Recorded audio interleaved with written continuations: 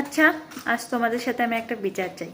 যেদিন আমি বাড়িতে কিছু ভালো মন্দ বানাই, সেদিন আমার বর অফিস থেকে আসতে প্রচণ্ড লেট করে, যেগুলো ঠান্ডা হয়ে যায়। আর আজকে আমি কোনো কিছু বানাবো না, কোনো কিছু আমার বানানোর প্ল্যানও নয়।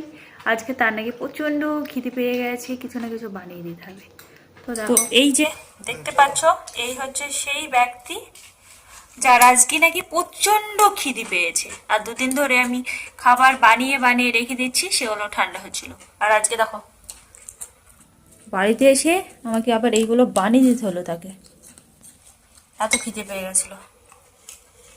কিছু বলবেন আপনি?